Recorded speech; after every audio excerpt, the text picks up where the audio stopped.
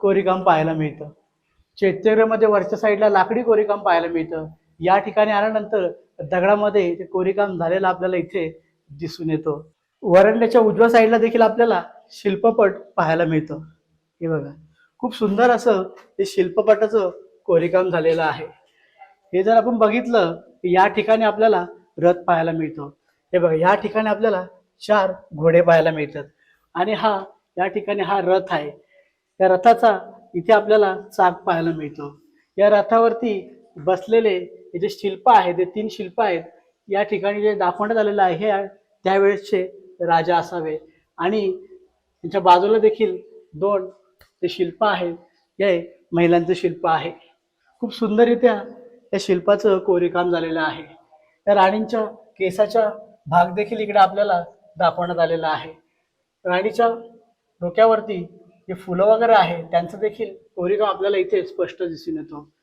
हे जे राजा होते, जे रथामध्ये बसलेले राजा आहेत, त्यांचं देखील इथे हे जे डोक्यावरील जो फेटा आहे तो देखील खूप सुंदररित्या त्यांनी दगडामध्ये कोरून ठेवलेला आहे।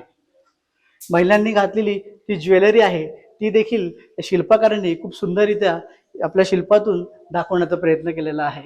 या ठिकाणी देखील एक घोडा पाहायला मिळतो। त्या घोड्यावरती एक युवक आपल्याला बसलेला पाहायला मिळतं। इथे देखील त्याच प्रकारचं शिल्प आपल्याला पाहायला मिळतं। इथे घोड्याचं कोरीवकाम आपल्याला पाहायला मिळतं आणि घोड्यावरती बसलेले जे युवक आहे ते देखील आपल्याला इथे स्पष्ट दिसत आहेत।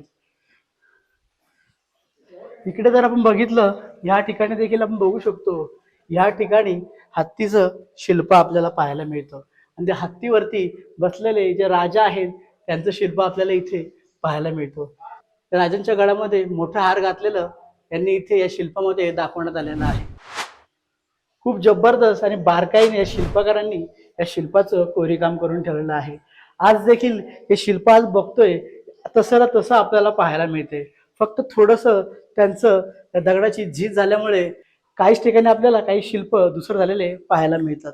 संपूर्ण या भिक्षू निवासांच्या बाहेरील भिंतीवरती आपल्याला नक्षीकाम पाहायला मिळतो।